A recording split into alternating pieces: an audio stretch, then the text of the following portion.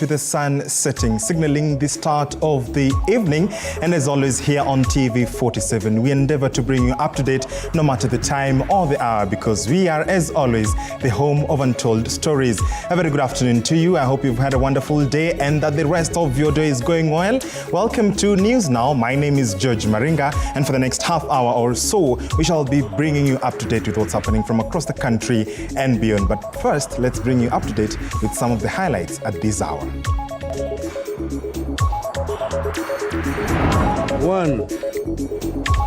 Ruto must immediately cancel the contract and revert to the open tender system, which ensured guaranteed supply of petroleum products. Azimio leader Raila Odinga presents a set of 10 demands in response to the purported oil agreement between Kenya and Saudi Arabia. Parliament approves deployment of Kenya police to Haiti. Also at this hour, suspect in the murder of a mother and her 2 children in Kisii County arraigned.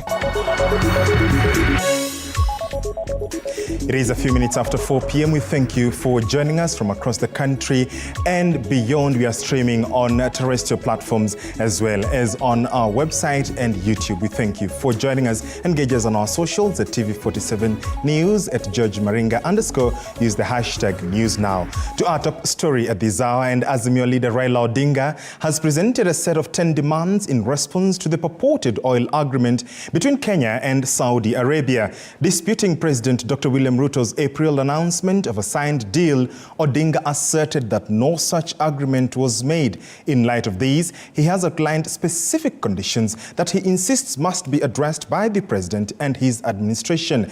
Mr. Odinga wants President Ruto to immediately cancel the contract and revert to the open tender system. $50 per metric ton. In the end, Kenya is losing billions of shillings in taxes because the 3 companies picked to spearhead this deal do not pay the 30% corporate tax. Shielding the 3 companies from this tax is the reason Ruto told Kenyans that it was a G2G deal. Your guess is as good as mine on who is pocketing the unpaid corporate tax. But the burden of the unpaid corporate tax is passed to Kenyans at the pump. Now, ladies and gentlemen, our stand as Azimio. 1. Ruto must immediately cancel the contract and revert to the open tender system, which ensured guaranteed supply of petroleum products. It has assigned responsibility to various players as opposed to the so-called G2G that is making Kenyans depend on inefficient and corrupt players. The open tender system was efficient, accountable, and competitive, and offered prices commensurate with international pricing model. 2. The Ethics and Anti-Corruption Commission needs to move in, not to sanitize, but to get to the bottom of how and why we got into this deal and who is benefiting from it. 3. The men and women who came up with this self-serving deal must be surcharged. And we wait to see how that plays out. Parliament has granted approval for the deployment of 1,000 police officers to Haiti as part of the United Nations UN Security Council sanctioned peacekeeping mission. The National Assembly Departmental Committee on Administration and Internal Security, along with the Senate Standing Committee on National Security, Defense and Foreign Relations, collaboratively endorsed the mission. The initiative aims to address the significant challenges posed by rampant gang activities in Haiti's capital, Port-au-Prince. I want to plead with you to stand down this motion. And as I conclude, Madam Speaker, let me ask you to allow me to table the court order. The court order that was issued by Justice meter on this matter on the 6th of October 2023. Madam Speaker, the good thing these days, those orders are online, available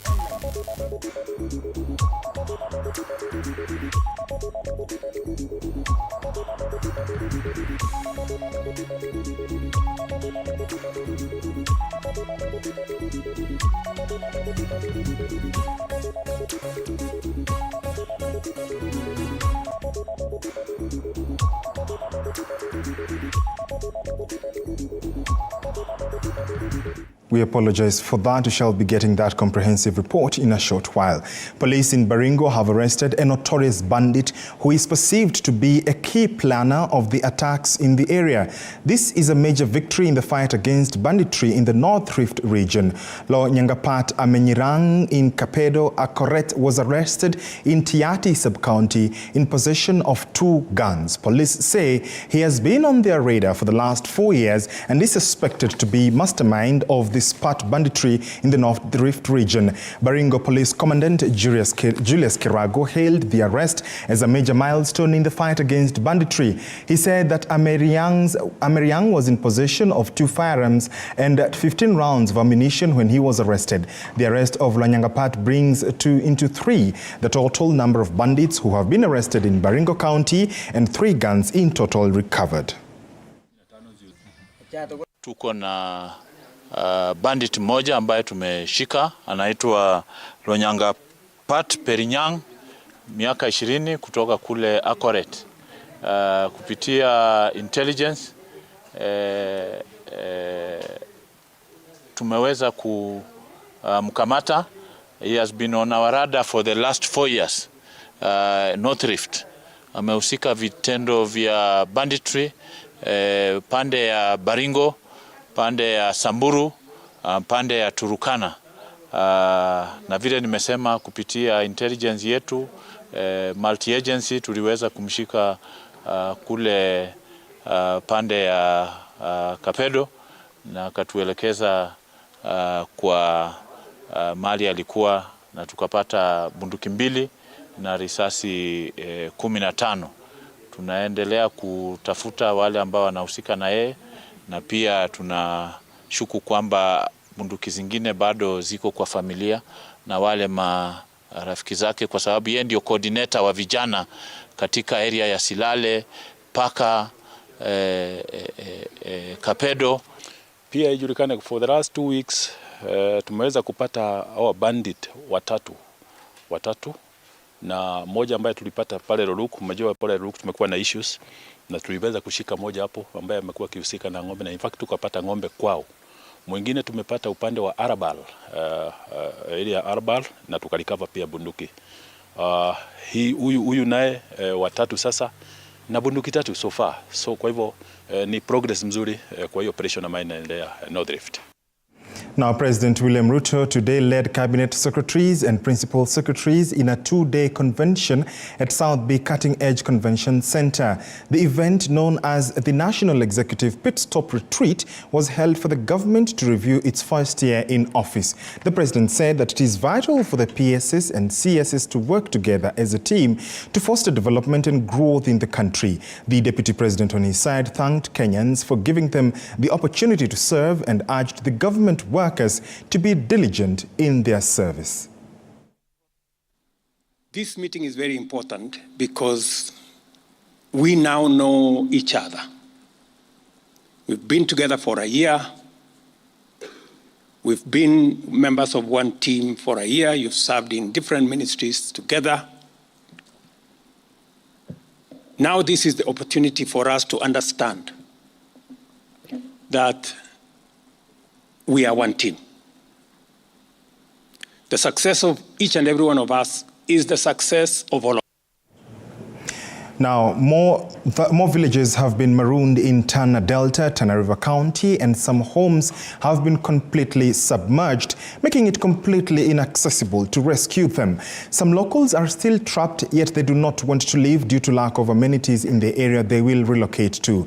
The Kenya Red Cross now estimates that over 11,000 households have been affected by the floods disaster, but the number is expected to rise as the Tana Delta area is still being hit badly by the flood waters. Kenya Red Cross Coast Regional Manager Hassan Musa says those who will move to safe grounds will be supported with non-food items. Unaona tayari mafuriko yameanza kuanza kutuzama na hali ndio hiyo. Watu wameanza kujenga huku mbele juu, lakini shida ni kuwa hatuna maneti na kitu cha kufunikia, tuseme kuweka juu ili kujisitiri ile mvua kupate. Kwa hivyo sisi tunataka shirika watusaidie ili watu wote waanze kupanda pale juu. Sasa tatizo lililoko hapa ni kwamba mashamba yameingia maji, kwa hiyo hawa watu wamepoteza rasilimali yao muhimu ikiwemo vyakula na uwezo wao wa kuweza kuzalisha tena, kwa sababu kuzalisha chakula tena, kwa sababu mashamba yao yote kwa sasa hivi yameingiwa na maji. Lakini pia kuna tatizo ambalo tunalitarajia pengine litakuwa katika sehemu hii. Wanachota maji kwenye mto huu ambao mto huu umebeba uchafu wote sasa hivi, na hiyo huenda ikaleta madhara katika sehemu hii. Lakini pia tatizo jingine ni kwamba bado wengine wako katika sehemu hii ya Ongonyo hawajatoka, na maji yanazidi kuongezeka. Familia zaidi ya 230 hazijatoka mpaka sasa hivi. Kwa hiyo tumewahimiza watoke, lakini wanasema kwamba wana matatizo ya vifaa vya kuweza kufanya pale wanapohamia, wataweza kupata matonobari ama waweza kupata mosquito nets na all that. Sisi kama shirika la Msalaba Mwekundu tumewaahidi kwamba iwapo wataweza kutoka katika sehemu hii na waende sehemu nyingine, basi tutaweza kuwapatia vifaa hivyo kufikia kesho, na ni matumaini yetu kwamba watasikiza wito huo wa kuweza kutoka ili waweze kupata huduma hii ambayo itaweza kuokoa maisha yao.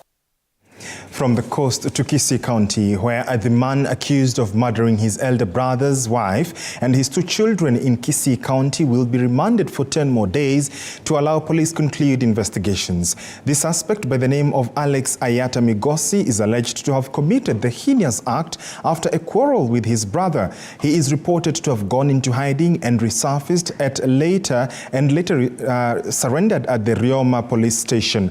Ayata was on Thursday morning arraigned before resident magistrate Catherine Rono, but he did not take plea. The court notes that even though Article 49(1)(h) of the Constitution provides for the grant of bail and bond, the same is not absolute, and this is such a scenario. To this end, and in the interest of the respondent, the court is inclined to grant the prosecution the days it requires to conduct its investigations. The order of detention will not in any way prejudice the respondent, who actually surrendered himself to the police. Therefore, the application dated 16th November 2023 is hereby allowed, and the respondent will be detained for 10 days at Rioma Police Station to allow further investigations.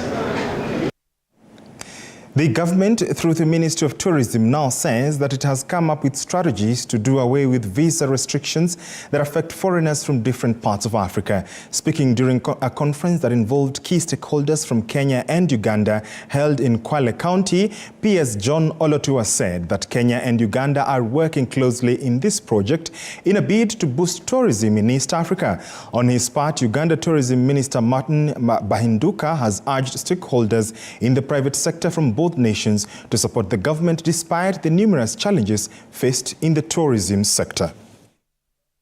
The government of Kenya is looking into the issues of the visa-free regime, and particularly the African region. We are really looking at how the African market can be diversified and how we can have that easy flow of tourists between the entire East African region, and in this respect particularly between Kenya and Uganda. And in this respect, we are looking at all other issues, including the fact that Uganda is one of our key partners, especially in wedding tourism. So as government, shouldn't you sacrifice at times, whether an airline makes a profit or loss, to keep it moving, just sustain the tourism sector? Because without it, wouldn't be saying anything to do with business. If we didn't have the Uganda Airlines flying this route, we wouldn't be talking about the numbers we are talking about today and how we intend to grow them. So I think there are some sacrifices that we have to take, and you in the private sector are supposed to be our partners and tell government and the rest of our communities, whether in Uganda and Kenya, that this is good for us. Of course, in the words of the President William Ruto, people do not need a visa to come home. The government, in conjunction with the Kenya Airports Authority, KAA, has started an initiative to expand the runway in Kwale County to about 1.4 kilometers to enable planes with a bigger capacity to ascend and descend with ease. Speaking during a tour of the region, Transport CS Kipchumba Murkomen said that the move will boost the tourism sector in the region, and the cost of the air transport is expected to reduce after the project is complete. Leaders from the region, led by Governor Fatuma Achani and Msambweni MP Faisal Bader, welcomed the move, saying it will boost the economy of the region. Saa hizi wananchi wengi wanalipa 20,000, zaidi ya 20,000 shillings, na wakienda Mombasa wanaenda kulipa 10,000 shillings, 8 to 10,000 shillings.